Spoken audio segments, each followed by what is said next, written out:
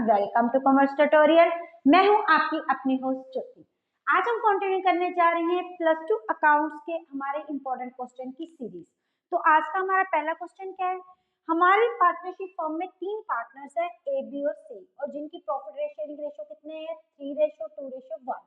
और हमारे पास workman compensation कितना पड़ा है? 1 लाख, और क्लेम कितना है हमारे पास? 60,000।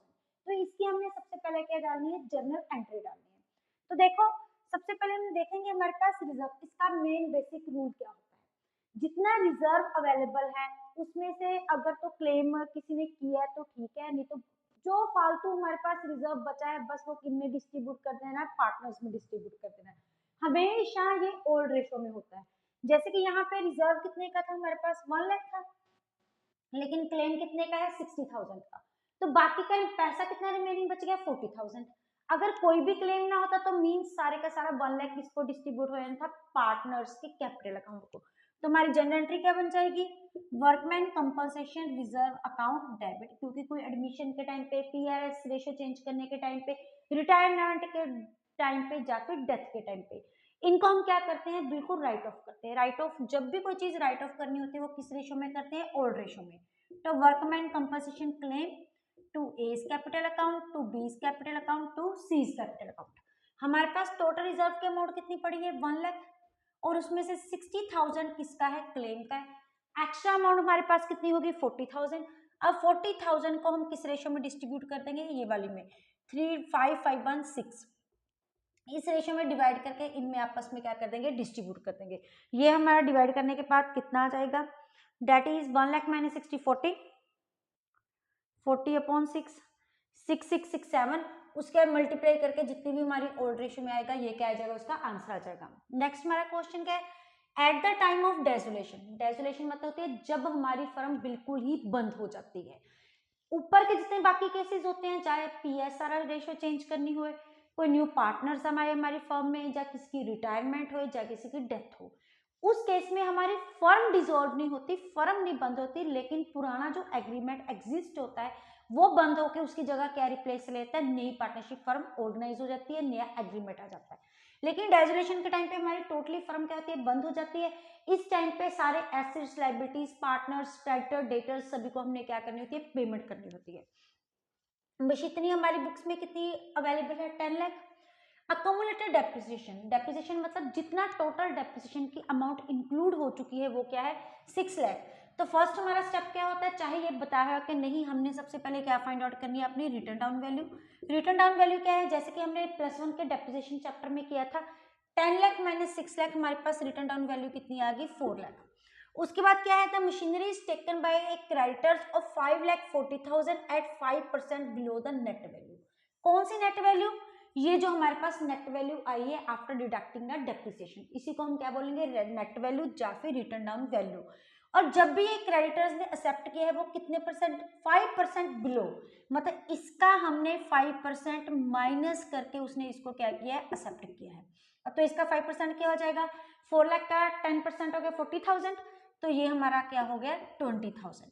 तो मीन्स उसने 3,80,000 की एक मशीनरी क्या कर ली? एक्सेप्ट कर ली। अब यहाँ पे जब भी क्रेडिटर्स को हम पेमेंट करने के लिए उसके रिगार्डिंग उसको कोई भी एसेट्स, कोई भी क्रेडिटर टेक ओवर करता है, जैसे यहाँ पे क्रेडिटर्स ने कौन सा एसेट टेक ओवर कर लिया? मशीनरी का। इसकी कोई भी जर्नल एंट्री हम शो नहीं करते, ना ही कि कोई इसकी अकाउंटिंग ट्रीटमेंट करते हैं। मीन्स 540 के टोटल क्रेडिटर्स थे, उनमें से 380 की उन्होंने एक्सेप्ट कर दी, तो बैलेंस हमारी अमाउंट कितनी रहेगी? 1,60,000। The balance amount was paid through the bank. जो बाकी की अमाउंट रहेगी उसकी पेमेंट किसके थ्रू होगी? हमारे बैंक के थ्रू। तो बैंक में हमारी कैश की एंट्री, बैंक की एंट्री सिर्फ कितनी आएगी? 1,60,000। क्योंकि जब भी क्रेडिटर्स को कोई भी उसकी जगह एसेट्स एक्सेप्ट करता है, हम पे कर देते हैं, तो उसकी कोई भी एंट्री, जर्नल एंट्री नहीं होती। नेक्स्ट क्वेश्चन हमारा क्या है? 2000 shares allotted to mister B. हमने बी को 2000 शेयर्स क्या किए थे? अलॉट किए थे। 80 रुपीज कितनी थी? कॉल्ड अप वैल्यू थी। 50 पेड अप। 80 में से उन्होंने कितने की पेमेंट कर दी? 50 की पेमेंट कर दी। देवर फॉरफीचर, उनको हमने क्या कर लिया? फॉरफीचर कर लिया। कल ही हमने देखा था कि फॉरफीचर का मतलब क्या होता है? Cancellation of the shares. Company के पास वो शेयर्स क्या आ जाते हैं? वापिस आ जाते हैं। 4 रुपीज 70, 70 के इशू किए अगेंस्ट ईच 90। आगे क्या होता है, as a fully paid up.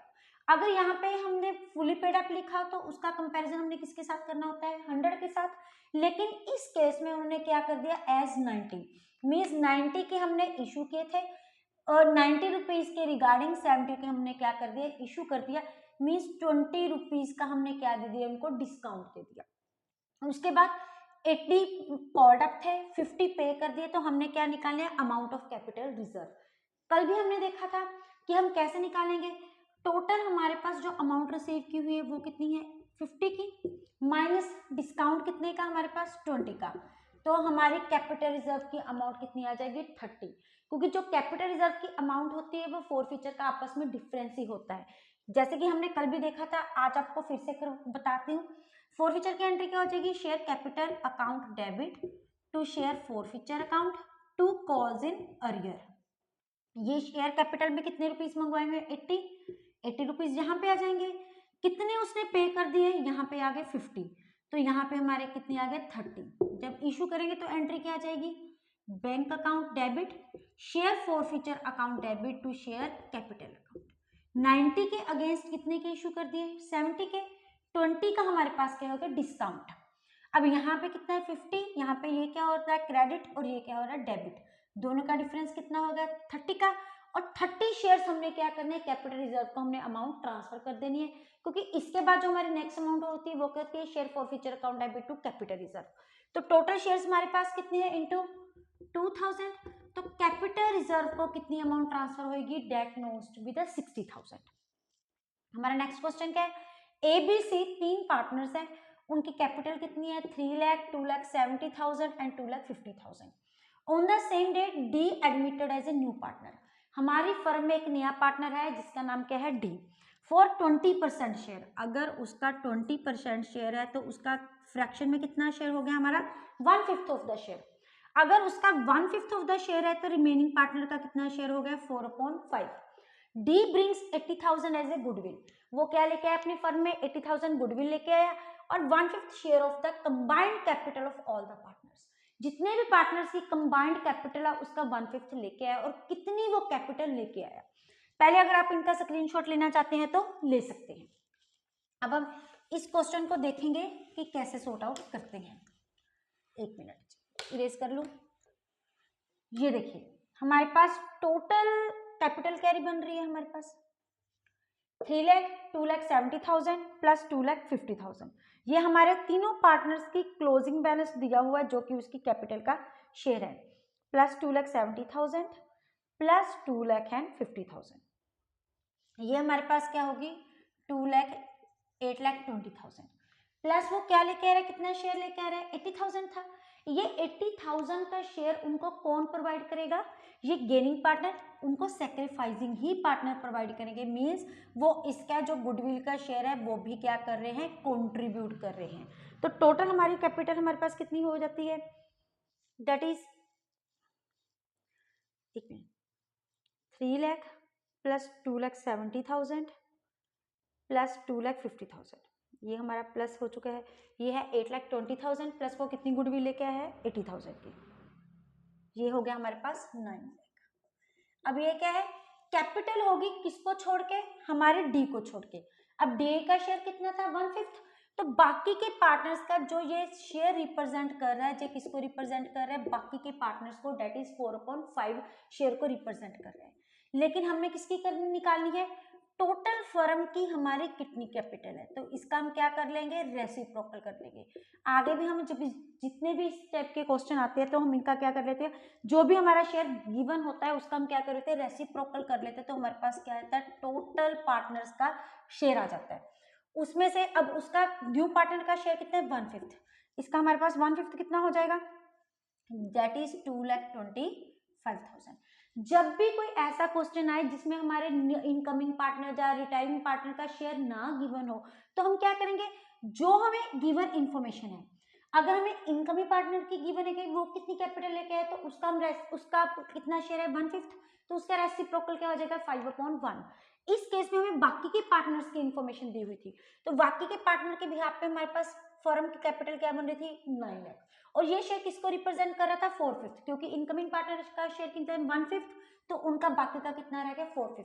जब फर्म का निकालेंगे तो उसका कर देंगे 5/4, ये क्या आ गई हमारी total capital of the firm, और उनमें से इनकमिंग पार्टनर का शेयर कितना है 1/5, वो आ गया हमारा 2,25,000।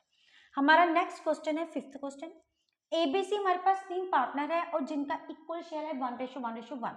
बी की डेथ कब हुई 31 अगस्त को हुई, यहाँ पे उसकी डेथ कब हो रही है 31 अगस्त की हो रही है।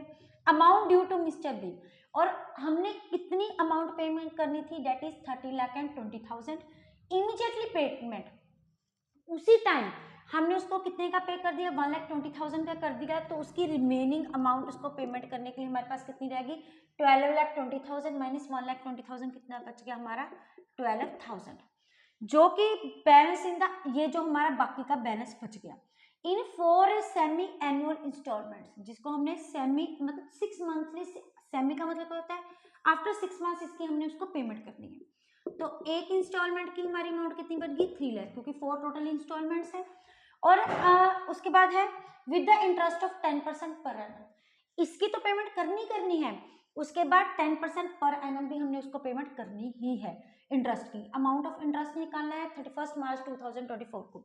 अब देखो जो हमारा पार्टनर है उसकी डेथ कब हो रही है 31 अगस्त को हो रही है, हमारे अकाउंट्स कब क्लोज हो रहे हैं 31 मार्च हो रहे हैं। अब अगस्त के बाद सितंबर, अक्टूबर, नवंबर, दिसंबर, जनवरी, फरवरी तक के हमने उसको 6 मंथ, उन्होंने बोला है कब पेमेंट करनी है सेमी एनुअल पेमेंट करनी है, मतलब आफ्टर 6 मंथ्स करनी है। फर्स्ट 6 मंथ्स कब बन रहे हैं दैट इज 28 फेब को। उसके बाद हमारे अकाउंट्स कब क्लोज हो रहे हैं 31 मार्च को, मीन 6 मंथ्स का मंथ इंटरेस्ट हम यहाँ पे चार्ज करेंगे, 1 मंथ का इंटरेस्ट हम यहाँ पे चार्ज करेंगे। यहाँ पे 1 मंथ का इंटरेस्ट क्यों चार्ज होएगा, क्योंकि अकाउंट्स क्लोजिंग की डेट कब कितनी है 31 मार्च। अगर ये 31 मार्च ना होगे आगे होता तो हम उतने मंथ्स का कैलकुलेट कर लेते। अब टोटल अमाउंट कितनी पे करनी है हमने 12 लाख की, 12 लाख पे कितने परसेंट का इंटरेस्ट है हमारे पास 10% का इंटरेस्ट है पर एनम, लेकिन हमने किसका निकालना है 6 मंथ्स का, तो हमने क्या कर दिया 6/12। तो डायरेक्ट हम देख लेंगे 12 लाख पे 5% का इंटरेस्ट हमारे पास कितना आ जाता है, that goes to be the 60,000। यहाँ पे इंटरेस्ट कितना आ गया 60,000। अब जब 6 मंथ्स हो गए यहाँ पे जब 6 मंथ्स हो गए यहाँ का इंटरेस्ट कितना आ गया 60,000। उसके बाद यहाँ पे हमने 3 लाख की पेमेंट कर दी। अब जो पैसे मैंने वापस कर दिए उस पे इंटरेस्ट की पेमेंट नहीं की जाएगी, हमेशा इंटरेस्ट की पेमेंट रिमेनिंग अमाउंट की जाएगी। टोटल अमाउंट कितनी पे करनी थी 12 लाख, 3 लाख की पेमेंट कर दी तो रिमेनिंग अमाउंट हमारे पास क्या बच गई 9 लाख। तो बाकी का इंटरेस्ट कितनी अमाउंट में चार्ज होगा 9 लाख, 10% के हिसाब से फॉर 1 मंथ, लेकिन हमने चार्ज कितने मंथ्स के लिए करना है सिर्फ और सिर्फ 1 मंथ के लिए चार्ज करना है। तो ये अमाउंट हमारे पास कितनी आ जाएगी 9 लाख इंटू 10% अपॉन 12, ये आ गई हमारी 7,500। तो टोटल हमारा इंटरेस्ट कितना है 60,000 प्लस 67500। बस जब भी इंटरेस्ट की अमाउंट हमने कैलकुलेट करनी है एक चीज ध्यान में रखनी है कि जो हम ऑलरेडी पेमेंट कर चुके हैं, जब भी हम बैंक से लोन लेते हैं, लोन लेने के बाद जितनी बैंक को रीपे कर देते हैं उस पर वापस लोन प्रोवाइड नहीं करते, इंटरेस्ट प्रोवाइड नहीं करते। जो इंटरेस्ट होता है वो हमें रिमेनिंग अमाउंट पे प्रोवाइड होता है, तो रिमेनिंग अमाउंट हमारी क्या बन गई 9 लाख। नेक्स्ट हमारा क्वेश्चन है ए बी सी, हमारे पास ए बी 2 पार्टनर है जिनकी रेशो कितनी है 5:3। They admit C as a new partner, उनकी फर्म में एक नया पार्टनर है C, in which A sacrificed 1/4 from his share. अब जब भी नया पार्टनर आता है, जब भी हम ऐसे क्वेश्चन करते हैं हमें डायरेक्ट गिवन होता है कि सी जो इनकमिंग पार्टनर है वो कितना शेयर लेके आया। यहाँ पे उन्होंने सिर्फ इतना बता दिया कि ए ने अपना सेक्रीफाइस कितना शेयर किया 1/4 फ्रॉम हिज शेयर, मतलब फ्रॉम लिखा है तो डायरेक्ट हम ए के शेयर से क्या कर देंगे माइनस, ये उसकी क्या दी हुई है सैक्रिफाइसिंग रेशियो दी हुई है। And B 1/6 of his share, of का मतलब क्या होता है मल्टीप्लाई, मतलब जितना उसका शेयर है उसका कितना शेयर प्रोवाइड किया उसने 1/6 प्रोवाइड किया। तो हम इस केस में हमने क्या फाइंड आउट करनी है उनकी न्यू रेशियो। अब देखो हमारे पास 3 पार्टनर है, ए पार्टनर है, बी है और सी है। ए और बी की पहली रेशियो कितनी है 5/8 और दूसरी कितनी है 3/8। तो इसने ए ने अपना कितना शेयर दे दिया 1/4। जब भी फ्रॉम दिया होता है तो हम डायरेक्ट क्या करते हैं माइनस, लेकिन बी की सैक्रिफाइसिंग के केस में क्या दे दिया उसने 1/6 ऑफ हिज शेयर क्या कर दिया है अपना प्रोवाइड कर दिया, ये उसने बताया हुआ है that is 1/5 of his share. तो ये आ गया 2, ये आ गया 3/8 माइनस 1/16। जब इसको माइनस करेंगे तो हमारे पास क्या आ जाएगा 3/8। जब इसको माइनस कर लेंगे एलसीएम हमारा आ गया 16, 6 माइनस 1, 3 2 6, दैट इज 5/16। अब सी का शेयर नहीं गिवन, लेकिन ए और बी की सेक्रीफाइसिंग गिवन। ए ने इतना शेयर दिया, बी ने इतना शेयर दिया, वो अल्टीमेटली शेयर किसने रिसीव किया, सी ने। तो सी ने कितना शेयर रिसीव किया, 1/4 उसने लिया ए से, और 1/16 उसने किससे ले लिया, बी से ले लिया। तो टोटल उसका शेयर कितना बन गया, दैट इज 5/16, 4 4 द 16, हाँ ठीक है, 3 to the, हाँ ये क्या 5/16। अब ये हमारी रेशो कितनी है, 3/8, रेशो 5/16, रेशो 5/16। लेकिन डायमेंशन सेम करनी होती है, तो इसको किसके साथ मल्टीप्लाई कर देंगे हम, 2 के साथ। हमारी रेशो क्या बन गई, 6:5:5। नेक्स्ट हमारा क्वेश्चन क्या है, a partner is entitled to get remuneration. A partner है तो उसको क्या मिलनी है, रेम्यूनरेशन मिलनी है 2% ऑफ एसेट रियलाइज्ड, जितने एसेट रियलाइज्ड हुए हैं। अब ये सन्ड्री एसेट्स किस केस में सेल करते हैं, डेजोलेशन में। मींस ये हमारा कॉन्सेप्ट किस चैप्टर से रिलेटेड है, डेजोलेशन से रिलेटेड है। अदर देन द कैश, लेकिन जो भी हमने सन्ड्री एसेट्स पे जो भी उनको 2% रेम्यूनरेशन देनी है उसमें कैश इंक्लूड नहीं होगा। 10% of amount distributed to partners, 10% जितनी अमाउंट हम पार्टनर को दे रहे हैं। एसेट रियलाइज कितने हमारे 1,16,000, लेकिन उसमें से कैश कितना है 8,000। लेकिन ऊपर उन्होंने बोला है कि जो भी रेम्यूनरेशन देनी है वो 2% ऑफ द सन्ड्री डेटर्स देनी है अदर देन कैश, उसमें कैश को इन्वॉल्व नहीं करना। तो हमारे टोटल सन्ड्री डेटर्स कितने हो जाएंगे, 1,16,000 माइनस 8,000, ये हो गया 2% जो उनको रेम्यूनरेशन मिलेगी वो मिलेगी 1,16,000 फर्स्ट पॉइंट पे, माइनस 8,000, क्योंकि इसमें ऑलरेडी 8,000 की अमाउंट इन्वॉल्व है। 1,08,000 अपॉन 2%, इसका हमारे पास 2% कितना आ जाता है, दैट इज 2160। और नेक्स्ट उन्होंने क्या बोला है, 10% अमाउंट पेबल टू पार्टनर्स, और जितने उतने पार्टनर्स को पे की अमाउंट उसका 10%। अब टोटल पैसे कितने रिसीव हुए थे, 1,16,000। लाइबिलिटीज किसने की पे कर दी, 31340, मतलब ये भी किसी में पेमेंट की हुई है, कैश में। तो इन दोनों का हमारे पास डिफरेंस जो बचेगा वो किसका शेयर हो जाएगा, पार्टनर का शेयर हो गया। तो पार्टनर का शेयर कितना हो गया, 1,16,000 माइनस 31340, ये देखो 1,16,000 माइनस 31340, ये हमारे पास कितना आ गया 84,660। इसका कितने परसेंट लेना है हमने, 10%। इसका 10% हमारे पास कितना आएगा 8466 प्लस 2160 प्लस 8466, ये आ गई हमारे पास 10620। इतनी अमाउंट हमको पे करेंगे क्योंकि पार्टनर्स को।